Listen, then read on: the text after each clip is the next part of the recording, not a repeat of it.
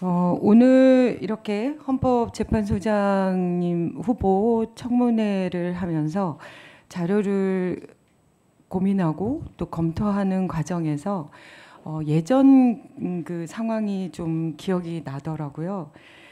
87 그 헌법 체제가 30주년이 됐던 게 2017년입니다. 그때 국회에서는 헌법 개정 특위를 꾸려서 여야를 총 막론해서 굉장히 진지한 논의가 있었습니다. 이제 그 과정 속에서 저도 그 특위위원이 되어서 여러 가지 고민들을 같이 공유하고 어떻게 변화시킬지 이런 고민을 했는데 지금까지 그대로 유지가 되고 있죠. 어쩌면 지금 후보께서 헌법재판소장이 되신다면 이제 그 87년 헌법이 40주년이 되는 2027년에도 여전히 헌법재판소장님으로 계실 것 같습니다. 그렇기 때문에 더더욱 지금 시대적인 변화를 헌법에 반영을 시켜야 되는 그런 과제는 우리 모두 대한민국의 굉장히 수건 사업이라고 생각하는데 후보자께서 저희가 그 질의를 아마 전달했을 거라고 생각하고요. 그래서 물론 그 뭐 구체적인 어떤 걸 담느냐 또 뭐 개정을 언제 하냐 이런 거는 당연히 국회에서 또 정치적으로 고민을 해야 되기 때문에 그것에 대한 답변을 드리는 건 아닙니다만 결국은 헌법재판소라는 게 이렇게 아주 추상적인 그런 문항으로 되어 있는 것들을 일상생활에서 구체화하고 그거를 눈에 가시적으로 또 변화시키는 것이 또 재판을 통해서 이루어지는 거라고 생각하는데 후보자님도 그렇게 생각하시죠? 네, 그렇습니다. 네. 네. 그래서 어쩌면 헌법상의 기본권의 변화도 굉장히 지금 몇십 년이면 어마어마한 변화를 이루고 있는 거지 않습니까? 그렇다고 하면 헌법재판소장님으로서도 이 문제들에 대해서 그냥 멀리 이 국회에서 해결해 주시면 뭐 이렇게 하고 계시는 건 아니라고 생각하는데 그런 기본권에 대한 변화든 이런 문제들에 대해서 좀 더 어떤 식으로 노력하실 계획이나 이런 게 있으실지. 네. 네. 제가 헌법재판소를 떠난 지가 15년 돼서 모릅니다만 사실은 헌법재판소에 있을 때도 그렇고 그 위에 들어오는 거 보면은 이 기본권과 관련돼서 다양한 뭐 다른 나라의 기본권, 사실 국제적으로 보편적으로 누릴 수 있는 기본권에 대한 다양한 연구가 있는 것으로 저는 알고 있거든요. 네. 혹시 위원님 말씀하시는 그런 국면에서 헌법재판소가 축적한 논의 혹은 또 수많은 결정에서 했던 그 고민들이 있다고 한다면 그런 그 국회의 논의에서 적극적으로 의견을 개진해야 된다라고 저는 생각합니다. 맞습니다. 네.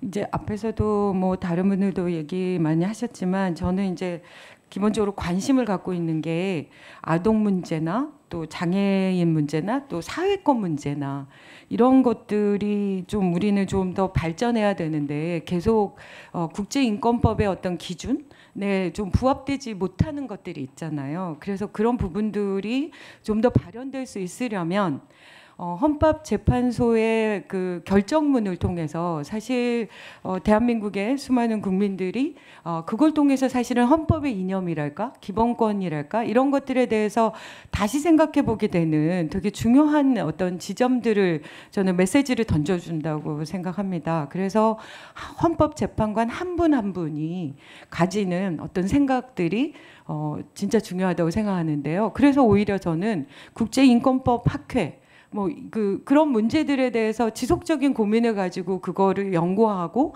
공부하는 분들이 당연히 헌법재판관이 되셔야 한다고 생각하고요. 그 과정 속에서 저는 다양성이 진짜 필요하다고 생각합니다.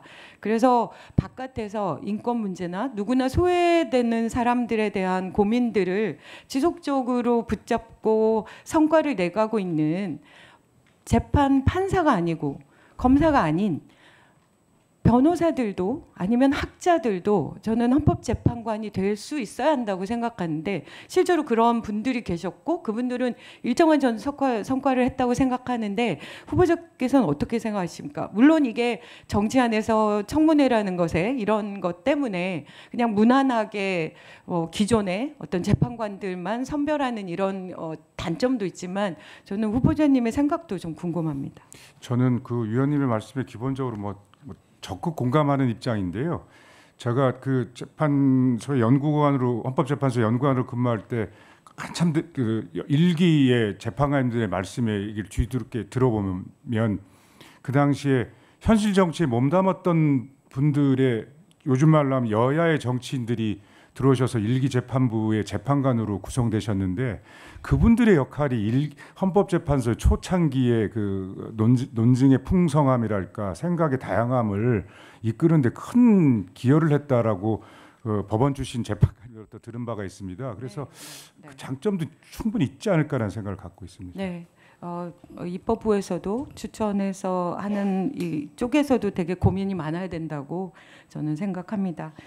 그 과정에서 실제로 이제 지금 기후 위기, 지금 엄청난 폭우로 수많은 분들의 희생과 또 엄청난 재산적 피해 이런 것들이 지금 현실화돼 있는데 사실 환경권에 대한 문제도 헌법이나 이런 데 명시돼 있지 않은데 그래도 헌법재판소에서 24년에 이 부분에 관한 환경권이라는 표현을 해주셨어요. 저는 이것도 굉장히 중요한 그런 메시지라고 생각합니다. 그래서 앞으로도 좀 잘 부탁드린다는 말씀 드리고요.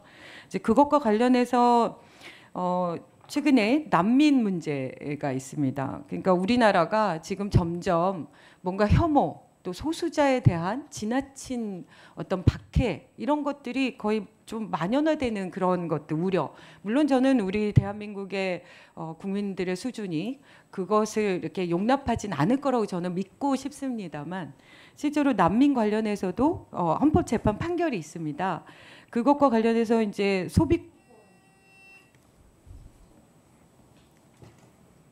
쿠폰을 지급하는 아마 오늘부터인가 내일부터 지급하는데 또 역시 예전처럼 난민한테 이 쿠폰을 주는 게 맞냐 막 이렇게 얘기를 하고 있는 게 있다고 해요 인터넷상으로. 그래서 아마 이게 93년도인가요? 아니구나 2020년도에 네.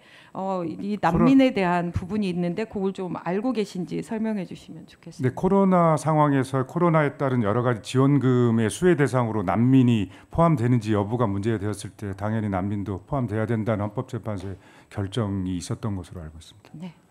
네, 그래서 난민도 이 소비 쿠폰을 받을 수 있는 그러니까 세금을 다 납부하는 납부의 의무를 다 하고 있기 때문에 이게 외국인의 지위, 일반 외국인의 지위와 동등하게 적용돼야 한다는 것이 메시지라는 것을 잘 알고 계신 거죠. 네, 그렇습니다. 네. 그래서 이 부분들이 좀 뭔가 좀 정리가 돼. 네, 유념하겠습니다.